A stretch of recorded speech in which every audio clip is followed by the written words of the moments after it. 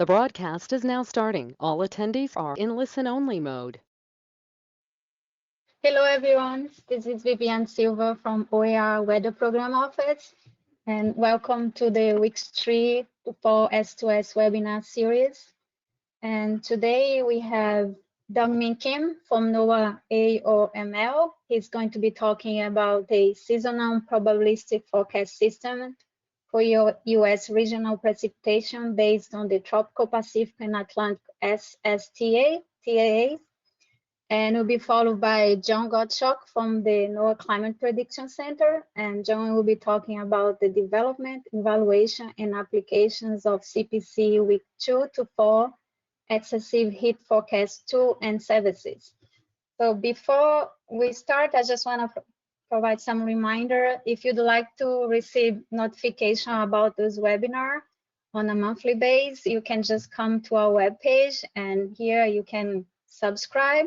And also, if you'd like to be one of the speakers in this webinar, we also have a Google form that you can fill out, and one of us will follow up with you to schedule a date for your presentation. And in case if you'd like to see the previous webinar, we have every single one here, and it's also recorded. And also just wanted to remind everyone that this presentation is being recorded. And also just want to say that in the link that when we send the invitation, we also have a discussion forum. And we are hoping that you can type your question here, and the presenter will provide a response. Just in case if we don't have time for questions and discussions, but it will be very beneficial if you could document your question, and you are going to be documenting the answer from the speakers. And I believe Mark is going to be putting the link of the discussion forum in the chat soon. So with that, I am going to make Dongmin Kim a presenter, and he's going to be starting his presentation. So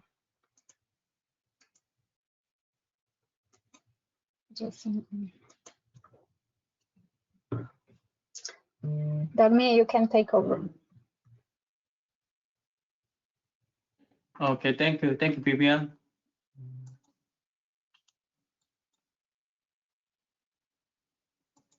Yeah. Can you see my present? Yes, yes. Just put in presentation mode, and then. Okay, sounds good. Okay. Hello everyone. Thank you for coming to this seminar. And my name is Dongmin Kim, and I'm sorry, I made a laser point. Okay, that's okay. I'm currently working at CMAS and University of Miami and NOAA AOML. The work I'm presenting today is a part of the project to develop a seasonal probabilistic forecast model targeting one season U.S. precipitation. So for this, we rely on the NOAA predicted SST in the tropical Pacific and Atlantic. Before starting the presentation, I'd like to thank my collaborator from the PSL, Michael Alexander, Sang-Ik Sin, Yang Wang, for their help with this work. Before we talk about the forecast model, we needed to first briefly discuss the major drivers of U.S. rainfall in cold and warm seasons. As widely accepted, ENSO teleconnection plays a major role in modulating U.S. rainfall through the extratropical atmospheric teleconnection during the cold season. For example, during the La Nina, the South and Southeast U.S. experience the drier condition than normal, whereas the opposite occurs during the El Niño years. However, in the warm season, the ENSO page rock leads to weak Pacific SST pulsing and weak background state and the reduced ENSO remote impact. So there is a need for identifying the main driver of warm season U.S. rainfall. So the North America low-level jet is well recognized modulator of warm season U.S. rainfall. For example, the enhanced North America low-level jet brings more moisture from the Gulf of Mexico into the U.S. and therefore increase the U.S. precipitation. So this physical mechanism suggests that if we have a good prediction skill of ENSO, we can well predict U.S. rainfall in the cold season And if we have a good prediction skill of the North America low-level jet, we can well predict the US rainfall in the warm season. So let's check the state of the forecast scale in the US. And this figure, CPC provides the high-decay score for the 0.5 months lead time for 2-meter temperature and precipitation in all months forecast from the 1995 to present. As shown in this figure, the prediction scale of US 2-meter temperature is very high in general. In contrast, the prediction scale of the precipitation is very low compared to the 2-meter temperature. But if we look at the cold season and warm season separately, there is relatively a better prediction scale for prediction in the cold season than in the warm season. So we can assume that in the cold season, the good prediction scale over the south and southeast US may come from the good prediction scale of answer. However, in the warm season, the low prediction scale suggests that we need a better understanding of the physical mechanism of North America low-level jet variation and other factors modulating the US warm season precipitation. Our recent study, PMEDAL 2020, found that the tropical Pacific and Atlantic intervention SST influenced the North America low-level jet in the late warm season. And this is a schematic of the physical mechanism depicting the how the Pacific and Atlantic intervention SST modulate the North America low-level jet in the late warm season. So during that season, the one tropical Pacific SST generate the anomalous rising motion over the tropical Pacific, and cold SST over the Atlantic warm pool area generate the anomalous sinking motion over the Caribbean Sea. And this in turn change the work circulation. So suppression of the convection over the Caribbean Sea generate the anomalous diverting cooling, and this anomalous diverting cooling produced the anomalous low-level atmospheric leaching and anticyclonic circulation through the kill-type response. So this anomalous circulation reinforced the North America low-level jet over the southern US, and thus increase the moisture and heat flux from the Gulf of Mexico into the US. So constantly, the precipitation increased over this blockade, as shown in this figure. So this process is reproduced in the fully coupled model and linear Barclay model. So based on this physical mechanism, we can develop a warm season US precipitation hybrid forecast model. And this is the scatter plot of intervention SST versus Caribbean Sea convection. As shown in this figure, there is a robust relationship between the intervention SST and Caribbean Sea convection.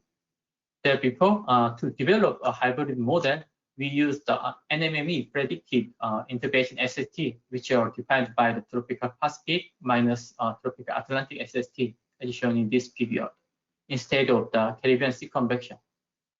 And in this study, we focus on the August to October and December to February. This work rely on the following data set and statistical approach. We use the head-eye SST data set and CRU monthly precipitation data.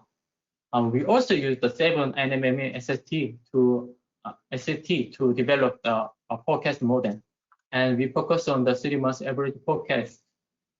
And the study period is 40 years for observational analysis and 29 years for NMMA validation and development of the prediction model.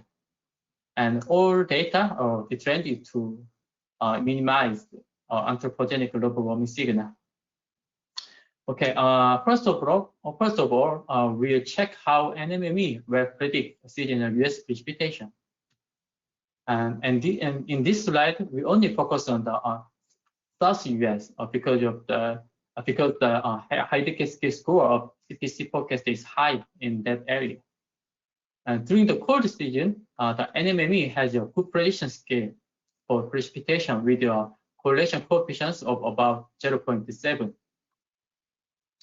However, NMME does not produce the good prediction scale of the warm season rainfall with correlation coefficients of only 0.2.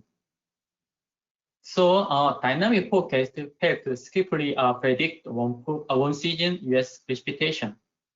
So this result suggests that we have room for improving the prediction scale in warm season precipitation using hybrid forecast model. Before developing the hybrid model, we needed to revisit the relationship between the intervention SST and US rainfall to obtain predictor the US rainfall using the observation. And this correlation between the global SST and US rainfall is the oblaquis. As shown in this figure, the relationship between global SST and US rainfall largely varied month by month. For example, during the cold season, the tropical Pacific SST have a strong positive correlation to the US rainfall. Conversely, during the warm season, the Atlantic rainfall area has a strong negative correlation to US rainfall. So this result means that during the cold season, the warm tropical Pacific increased the US rainfall. But during the warm season, the cold Atlantic SST increased the US rainfall. And this is the correlation between the all season global SST and all season US rainfall. So based on this figure, we selected linear 3.4 area as a Pacific component and Atlantic rainfall area as a Atlantic component to develop an intervention SST index related to the US rainfall. And you should note that intervention SST is defined by normalized tropical Pacific SST minus normalized tropical Atlantic SST. And the next step is to examine the relationship between this intervention SST and US rainfall. And this figure shows a partial regression map of the Pacific and Atlantic and intervention SST on the US rainfall. And please note that the Atlantic signal is flipped by multiplied -1. And interestingly, during the cold season, the tropical Pacific shows a strong relationship to US rainfall, especially over the southern and western US due to the ancestral connection. In contrast, during the warm season, the Atlantic SST shows a strong relationship to US rainfall, especially southern and central US due to the modulation of North America low-level jet. So by this slide, we examine that the intervention SST largely modulate US rainfall in both cold and warm season. So it means that intervention SST can be a potential predictor of US rainfall. And so the next work is the evaluation of the prediction scale of the SST in NMME. And this is the anomaly correlation of the 3-month lead time global SST in NMME. So overall, the tropical Pacific SST in NMME has a good prediction scale. And also, tropical Atlantic has a reliable prediction scale at the 3-month lead time. And from the April to June, the prediction scale over the tropical Pacific decreased significantly due to the answer predictability barrier. The decreased prediction scale over the tropical Pacific improved again after August. So from this result, NMME has a reliable prediction scale of tropical SST at the 3-month lead time. So let's focus on the forecast scale of the intervention SST and intervention SST index in NMME. And this slide, I only select the best month, December, and worst month, May, of intervention prediction scale in NMME to show the prediction scale of the intervention SST index in NMME. Consistent with the previous slide, the tropical Pacific has a better prediction scale than the tropical Atlantic, especially during this cold season. The tropical Pacific SST predicted by NMME have a good forecast skill at a lead time of up to 5 months lead time, 5 months for both cold and warm season, whereas skillful forecasts for tropical Atlantic SST are limited to the lead time of up to 3 months. But our target is 3 months lead time forecast. So it suggests that NMM SST forecast is useful in the development of hybrid model. After validating the NMM SST forecast skill, we develop a hybrid model using intervention SST index. The hybrid model is constructed by the multiple regression using the regression coefficients from the observational prediction, precipitation, and SST from the NMME with the ensemble spread. Here is the equation. Firstly, we calculate the multiple regression coefficients of intervention SST and reconstructed US precipitation using regression coefficient. However, the reconstructed precipitation shows a small spread since NMME intervention SST have a small spread. So the hybrid model shows overconfidence. Therefore, to reduce the overconfidence in the hybrid model, we add the ensemble spread using the deviation of ensemble mean from the NMM precipitation. And to compare the prediction scale in the hybrid model, we also show the dynamic forecast from the NMME. And to validate the probability forecast scale, we use the probabilistic score. And let's first look at the above normal case. And this is the probabilistic score in the dynamic and hybrid model during the ASO and DJF. And if the probabilistic score is over the 0, the model has better prediction skill than the forecast using the climate tolerance. Additionally, in this figure, the overall both prediction model have a better prediction skill in the cold season than in the warm season. Additionally, in this figure, the hybrid forecast model shows a higher probabilistic score over the southern and central US than dynamic forecast model at 3 months lead time in both warm and cold season. And for the below normal case, same as the above normal case, the hybrid forecast model seems to perform better than the dynamic forecast model, especially over the southern and central US. In these two previous slides, we examined that the spatial pattern of hybrid model seems to perform the better prediction of the above and below normal case than the dynamic model. But we need a quantification of this. So to quantify this prediction scale of hybrid and dynamic model, we calculate the area average of a probabilistic score in the polar climate division defined by National Weather Service. This method is indicate the polar climate division defined by National Weather Service. And red color indicate the hybrid model shows a higher probabilistic score than the dynamic model. And for the above normal case, the hybrid model shows a slightly improved over the central and southern US compared to the dynamic model. And it has a bit lower operation scale over the western and eastern US.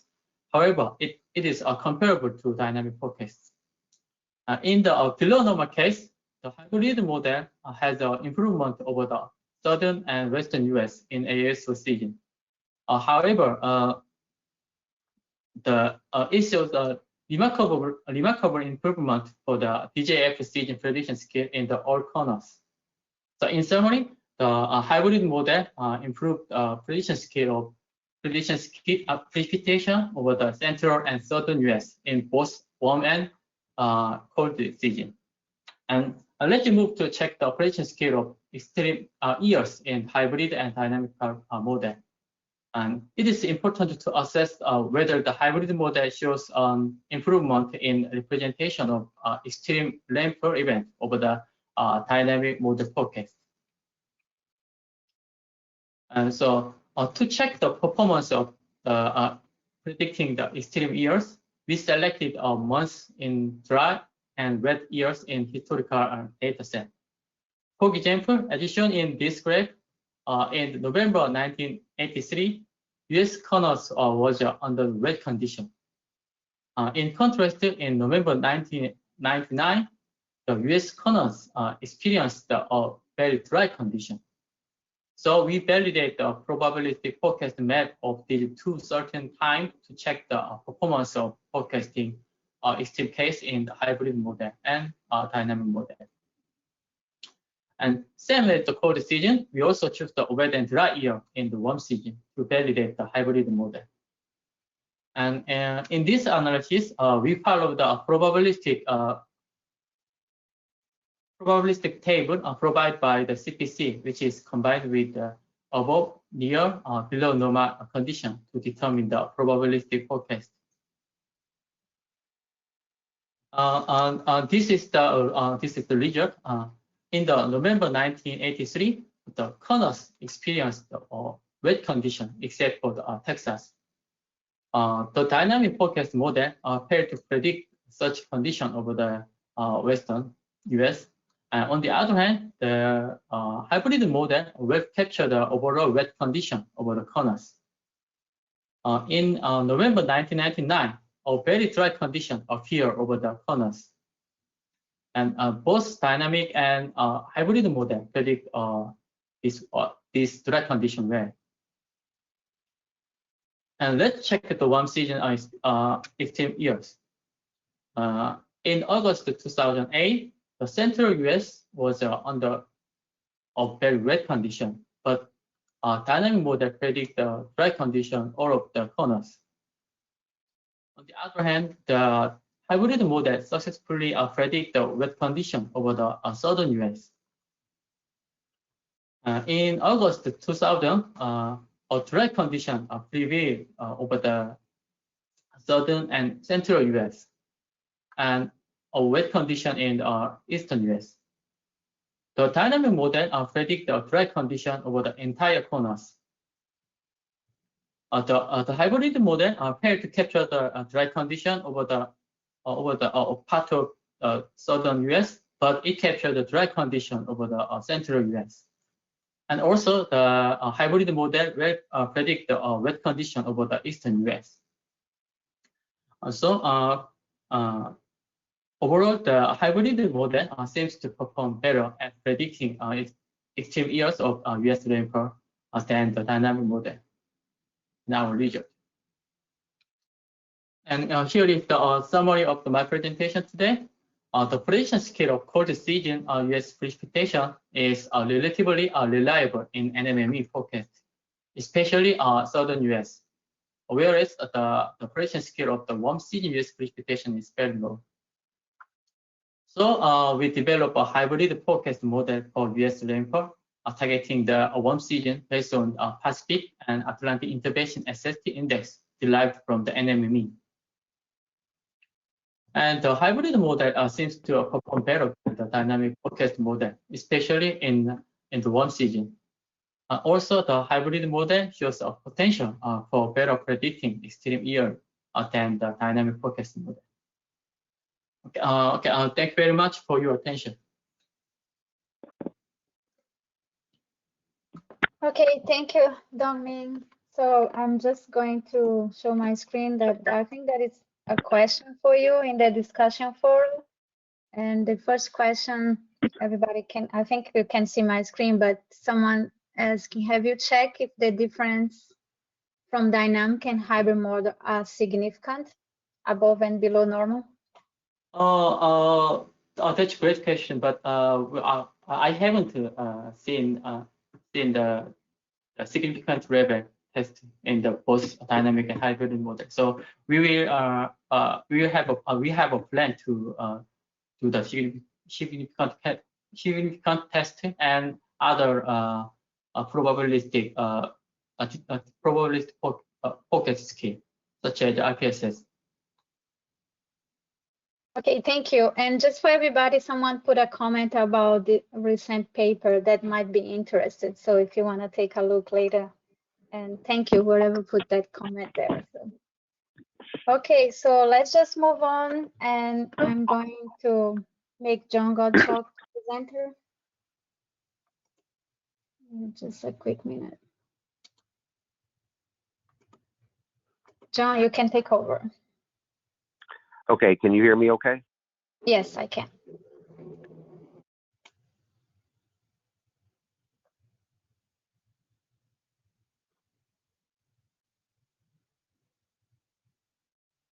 And your slides look good. Okay, great. Thanks very much, Vivi. Thanks everyone for listening for my presentation this afternoon. I'm going to be talking about some of the work that's been done at CPC with respect to excessive or extreme heat in the week 2 to week 4 time period, and some of the forecast tools and services that we've started working on and continue to work on. I want to certainly acknowledge my co-authors, Evan Oswald, who's the lead author here, has done the vast majority of this work, and also Adam Allgood, who's helped with staging images and web pages and other related data analysis. So for today, my talk is going to follow this outline, just some general background and overview and the objectives of the work that we're doing. The 2 main sections will be review of week 2 or extended range products and some of the methods and evaluation that we've done so far. Can't show everything, but some of the work evaluation will show. Also for the week 3 and 4 products that here, as I'm terming it, subseasonal, same sort of situation, products, methods, and the evaluation, then wrap up with some additional services and applications that we were working with and have been utilizing some of this information for. So the first section, the background, for folks who are not aware, CPC does release a week 2, which would be days 8 through 14 in the future, a U.S. hazards outlook that highlights potential hazardous events related to temperature, precipitation, wind, among other things, and including excessive or extreme heat events. And so the goals of the project have been to enhance what has been previously done in past years, to develop and operationally implement some of this improved dynamical model forecast guidance that's become available with improved reforecast, more thorough or more complex or compact reforecast in the sense of number of ensemble members and how often they're run and how far out they are run into the subseasonal time range, focusing on extreme heat and the potential in the week 2 period to inform the U.S. hazards outlook in week 2 and future products in the future. So we utilize these new forecasts in the week 2 to help enhance our IDSS footprint within the Weather Service at forecast lead time, and it's consistent with our feeling and work towards a probabilistic framework moving forward to slowly highlight hazards at longer lead times. And then when confidence increases, we can highlight higher probabilities for a potentially high impact event that may originally or early on in the week 2 period, meaning days 10 to 12, where the probability could be quite low. And an important part of the project also, though, is to expand into the week 3 and 4 period, where statistical and hybrid methodologies are required to support the development of some experimental forecast tools and guidance for week 3 and 4 targeting extreme heat. So just a quick overview of the product I'm kind of referring to. On the left-hand side is just a composite map of a U.S. week 2 hazard outlook for particular shapes, in this case from March of 2020. The map on the left is the composite map where we highlight areas in which we have moderate risk, and the moderate risk is defined quantitatively through calibrated reforecast data from a number of different forecast models, the GFS, the European, and so on. And we also have products on the right which show probabilistic formats of certain categories. In this particular case, the risk of heavy precipitation, and on the bottom for hazardous temperatures, with regard in this particular example to be much below normal temperatures during the early March period. And you could see in the top plot, for example, a pretty high signal, very strong signal in this particular case for precipitation, where typically those numbers, calibrated numbers, are often not as high as for temperature for this particular strong event that occurred across parts of the lower Mississippi Valley. And so the products that we'll be focusing on talking about today are the heat aspect of the forecast that I just showed you for the U.S. hazards outlook with respect to the warm side. And what's shown here are 2 examples of the U.S. hazard outlook in that probabilistic format for the week 2 period. On the left-hand side, you can see an example for the Southeast, and on the right-hand side, an example along the West Coast. And I use this as an example because I think, as many folks know, the evolution or the pathways and mechanisms for heat waves across the U.S. are quite varied, and it can be a challenge from a prediction point of view just for that fact alone. For example, along the eastern part of the U.S. or eastern half, Bermuda highs and that the subtropical high placement there can have a very large impact. It can very often drive heat waves in that region, where humidity plays a large role. In the central part of the country, strong deficits in soil moisture may make a relatively minor or less impactful heat event become extreme. And then particularly on the West Coast, where often at times the monsoon ridge will become much more amplified and expand, such as we had this past summer along the West Coast, and can have a heat wave that sort of approach. And so from our point of view in the week 3 and 4 period, even though these are the week 2 forecasts shown here, is that we really are trying to tap into some regional related statistical hybrid type methodologies we feel moving forward may give us our best opportunity for forecast skill at that longer time range. So the last slide in the introduction section is that the project addresses two of the main areas in the Weather Research and Forecasting Innovation Act back in 2017 now, just extending the outlooks of extremes into the subseasonal timescale, and also applied research targeting heat. And the recommendation for this particular project came from mainly the week 3 and 4 suite as a whole, from the Office of Science and Technology Policy from the White House, recommended that to a number of agencies to further pursue that. And so the Weather Service, we're very grateful. The STI portfolio within the Weather Service has provided funding for these projects for the weeks 2 to 4 period, in this particular case, extreme heat. And of course, the primary benefit is to advance lead time to improve decision making, as extreme heat episodes really affect all aspects of daily life, as we all know, not necessarily all the time, and not all during certain areas or times of the year, but many of these sectors are heavily influenced. So going into the week 2 products that we have developed is one, some definitions. For the week 2 period, we focused entirely on dynamical model guidance from a post-processing point of view. We think that's our best, most likely way of getting some skillful information in that period. So an extreme heat event is defined in this particular case as a period of 2 or more consecutive days, again, in that week 2 period from days 8 to 14, where an extreme heat day is represented by various criteria. For example, below the 90th percentile or 95th percentile of daily maximum air temperature or heat index, depending on what intensity level you want to focus on. Sample size becomes an issue, of course, at higher percentiles. We remove the systematic error from the model guidance through standard bias correction, because we have nice sets of model reforecasts now from the different models. And this is a dynamic correction, of course, as a function of time of the year and geography. Calibration, additional calibration is done as well through reliability mapping to make sure that, based on historical reforecast skill, to make sure the probabilities that we get are reasonably reliable from the raw forecast probabilities. And these are also dynamic in space and time. And I will say that we do pool data spatially and temporally around various grid points, because we need to improve the statistical robustness of some of the bias correction and calibrations for the extremes, where we have lower and lower sample size. Examples of some of the forecast products that we have available to the week 2 hazard forecasters at CPC is shown here. These, we have products for the GFS, or the Global and Summer Forecast System, version 12, the ECMWF prediction system, and we also make use of 2 combinations, an equal weighted combination and also a historically skill weighted objective combination shown on the right. And we have both raw and reforecast calibrated probabilities available for both the 90th and 90th percentiles. You can see that in the legend there. What's shown here happens to be the 95th percentile of the raw anomalies.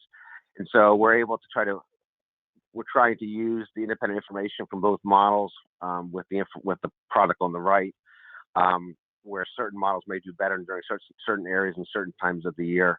And so we have these forecasts run every day for the week 2 period.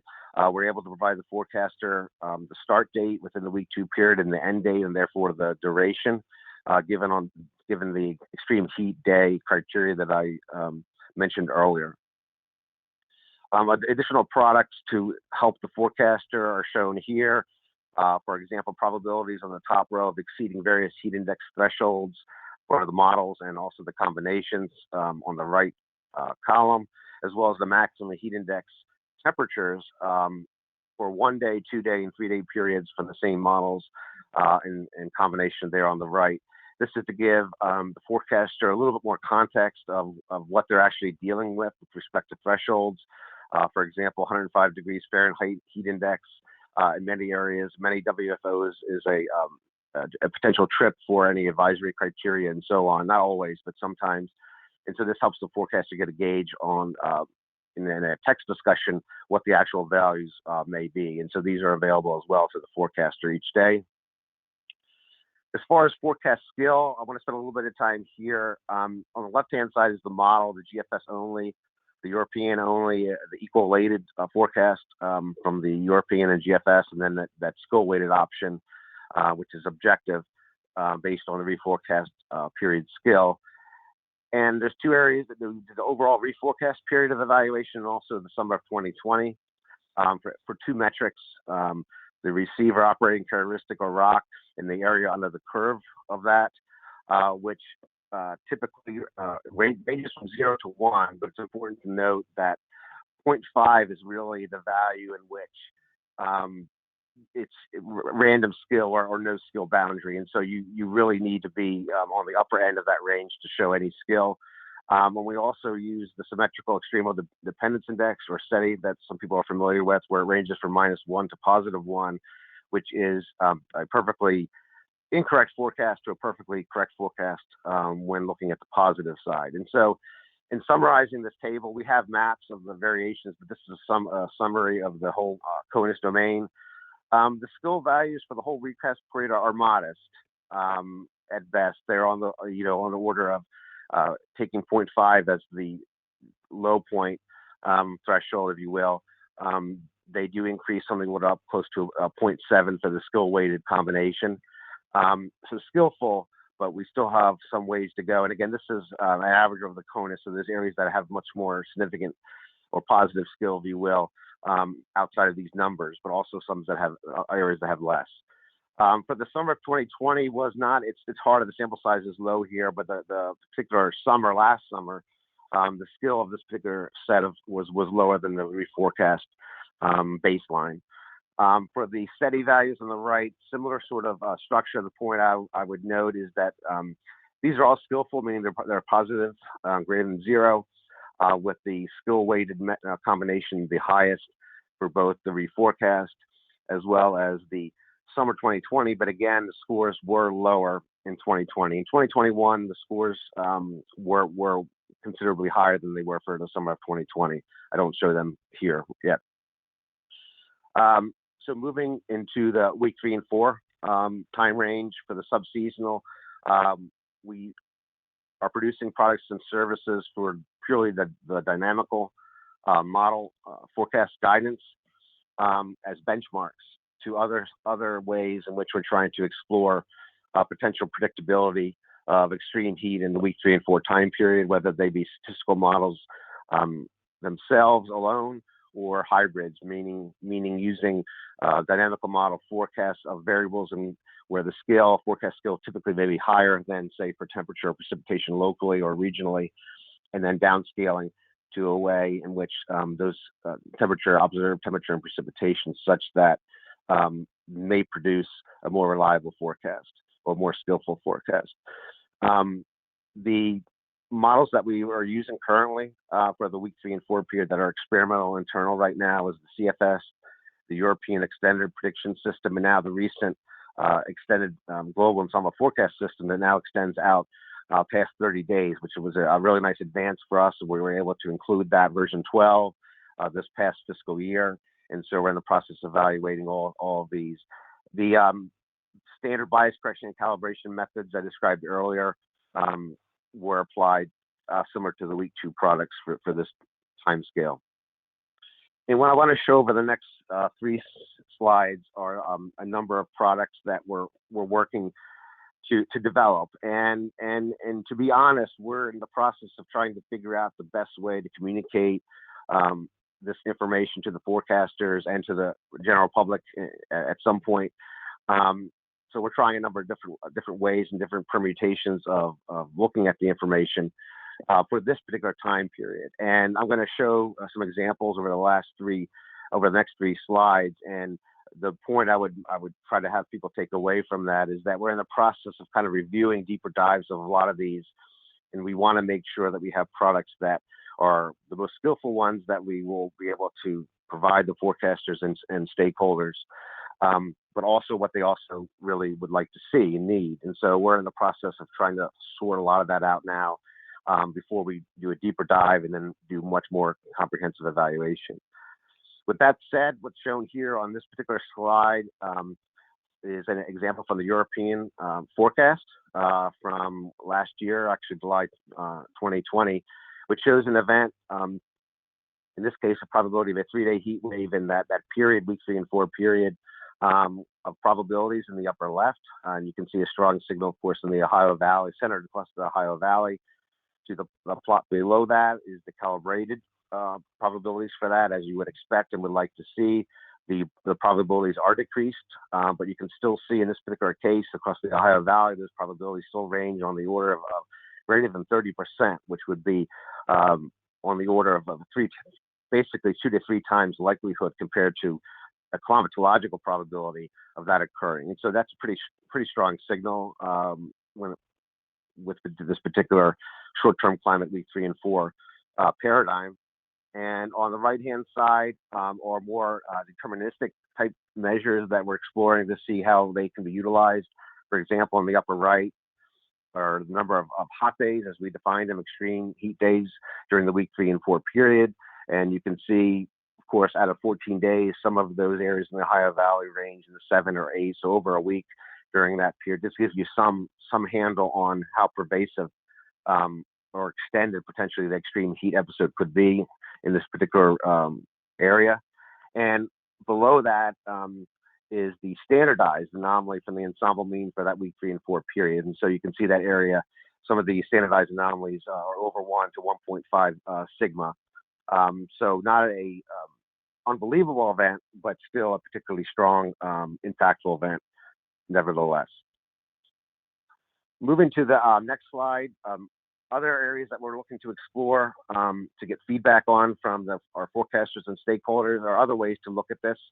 For example, this is a case from the GFS in the on the top plot, showing calibrated probabilities of the 7-day for week 3 average daily air temperature that does exceed the 90th percentile. So we're now looking at, does this particular week as a whole, on average, extend and reach out to quote an extreme event, whether it be 90th percentile or 95th percentile. And this particular case shows some of the conditions that we saw in the northern plains, some of the drier conditions. In this particular forecast showed quite high probabilities from the GFS in the northern plains. On the right-hand side, again for the same date, shows similar to the previous slide in the sense of number of extreme heat days exceeding the 90th percentile, but just for week 3 alone. So you can see some of the numbers in this particular case are basically 7 days, or at least 6 days of the 7. The GFS, the ECMWF forecast is on the top and the GFS in the bottom. And again, this highlight, these 2 particular plots highlight the importance as we see it from trying to make use of additional multi-model approaches to try to work through some of the independent information that we get from various modeling ensemble systems. As you can see, the particular forecast on the bottom from the GFS has much more of an extension back into the northern Rockies and so on, whereas the ECMWF doesn't. So we're trying to mine some of that information. Moving to more statistical forecast information, I'm just going to show one of the several that Evan has looked at. We're also, I want to mention, working with colleagues at the University of Illinois, and hope to soon to work with them on a method that they published recently that showed promise for a prediction of extreme heat events in at least the eastern 2/3 of the U.S. in this time frame. What's shown here, though, is just purely a soil moisture-based tool, very simple, operating under the concept of that substantial deficits in soil moisture obviously have the ability to enhance high temperatures, all other factors being equal, of course.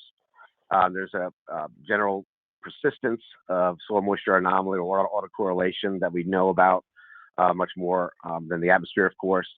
And so this particular tool tries to take advantage of this in a very simple way, the historical lag relationship between soil moisture, recent soil moisture observations, and number of days exceeding in this particular case, the 92nd or 92.5 percentile for daily maximum air temperature in this area. And so the goal here is to tap potential regional areas, as I mentioned earlier in the talk, that larger scale global dynamical models might not clearly handle as well or provide a strong enough signal. In this particular case would be soil moisture in the plains and the Corn Belt. And this example is from a forecast that was run in real time from July 15th. The 3-day heat wave probabilities are on the left there and show, for those folks in the north central part of the country that are listening to this, they realize just how extreme the drought was during that time. D3 and D4 in the drought monitor are pretty rare.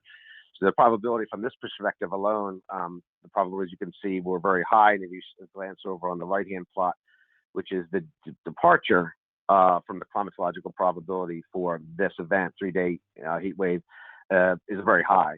And you can certainly see that from the soil moisture perspective, why that is, with the below normal or the brown shades across parts of Minnesota and the Dakotas, which were on the order of 3 or 4 sigma on the negative end during that particular time.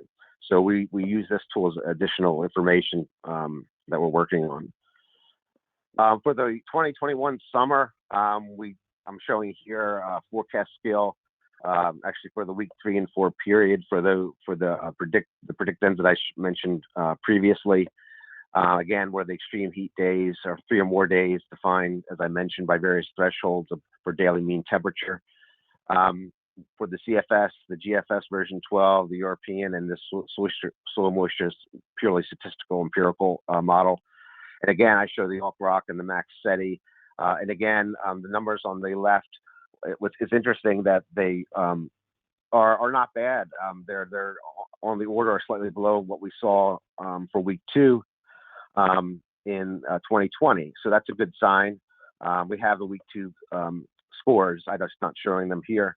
And the numbers in parentheses are in the middle column. They are just to show the percent increase from, say, 0.5 up the scale to 1. So on the order of, if it was 0.5, there would be 0% in that parentheses. And you can see in this particular case, the GFS version 12 for this low sample size in one season performed well. And the second point would be that the soil moisture related specific tool in this particular summer was comparable in forecast scale, at least with these measures. And so to wrap up with the last section, one thing that we're really excited about at CPC is that we've been working with National Weather Service, Western Region folks, headquarters folks, on adopting the heat risk methodology as part of our CPC monitoring and prediction extreme heat product suite. So what we've done is we've used CPC standard climate observational data sets to develop the various categories that heat risk depicts as quasi-analysis products first to see how close we are to various things. And these are categories that are represented here: green, yellow, orange, and red, and magenta. The heat risk analysis for a given day, June 15th in this case, is shown there on the left. And what we've been able to reproduce using the CDAS data that we have available to us, plus CPC's temperature internal observations. And in looking at this, we wanted to see how close we were. And to first order, we felt pretty good for the most part about both these observational data sets. They won't be perfect, of course. We are still working with the heat risk folks about the magenta, what that actually means, and whether we want to calculate that as well. But to first order, we felt like the black line there on the right is to show the cutoff of what the map on the left is. So you can kind of represent, you can kind of compare the various colors, if you will, between in the Western area between the two different data sets that are used. The heat risk uses the PRISM data set, much higher resolution, as obviously can be seen there. And so the point of this would be to apply the heat risk in a prediction framework, so that folks that you would normally use this at the WFO level for the week 1 period, we were trying to work to an analogous product potentially in the week 2 period to help with situational awareness and heads up. And so we'll be using the GFS and the European week 2 model guidance for this. We have produced probabilistic forecast products experimentally for the three bullets there, meaning the chance of consecutive orange or red level dates during the week 2 period, the chance of any red level dates at all during the week 2 period, and of course the consecutive red level dates, which would be the most severe during the week 2 period. And this has been in consultation with the Weather Service Western Region Heat Risk developer folks. And finally, the last slide with applications is that we did take part also in the Urban Heat Island mapping campaign that was done this summer of 2021. I want to thank Evan. He was CBC's contributor on this. This was an effort to try to provide heads up information at longer leads for conditions that make very strong urban heat island effects. For example, light winds, obviously higher temperatures, that sort of thing, so that there would be a very large difference between the countryside, if you will, and the urban areas. And so we work with WPC and the WFOs on this, and our example for this particular forecast here shown in the blue box. And so this was done each week, and Evan contributed this to the group for discussion. And so we hope to continue to work with this group next summer. And finally, the summary, as I mentioned, we've developed a number of dynamical model forecast guidance products that we're continually always trying to refine and improve to inform our U.S. hazard outlook forecast or operational forecasts. With the week 3 and 4 period, we've developed a number of different tools, span purely dynamical methods to hybrid methods to statistical approaches. And again, the issue now for us is that we need to evaluate and focus our resources to do deeper dives into some of these that we've developed or explored, let's say, for extreme heat forecasting for this horizon, and then move forward to try to optimize those. And so the final goal is, I mentioned, we've been working with some other applications, the heat risk paradigm and for CPC, to also provide a nice link to what WFOs are using in many areas, mainly across the West, for their extreme heat situational awareness. So that's my last slide. I appreciate your time and attention. Thank you very much. I'll turn it back to you, Vivi. Thank you, John. So I will just check the discussion forum. I think there is one question that Jan's typing still. And so just to tell everybody, if you have any question, and the discussion forum is going to be open, and you can put your quest there, and the speaker is going to provide a response later. So let me just share my screen. And yeah, there is one question, say on slide 17, soil moisture is forecast in week 2. Which mode forecast is used? Slide 17. Is that yes. correct? Yeah, on slide 17. What was the question, though? It's on slide 17, soil moisture is forecast in week 2. And the question is, which model forecast is used for that forecast? The forecast is for a 2-week period, meaning the week 3 and 4 target period.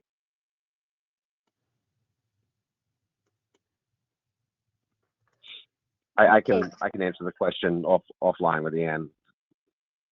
I'd be happy to do that. We're not making a forecast in week 2, or we're targeting week 3 and 4, and that's why the wording in there is a 2-week period corresponding. Okay, thank you, John, and thank you, Dongmin, also for your presentation. And again, as I said, if you guys still have some questions, please just feel free to add to the discussion forum, and we will follow up with the speakers. And I just want to say that our next webinar is scheduled for January 3rd. So, but we're still confirming the speakers.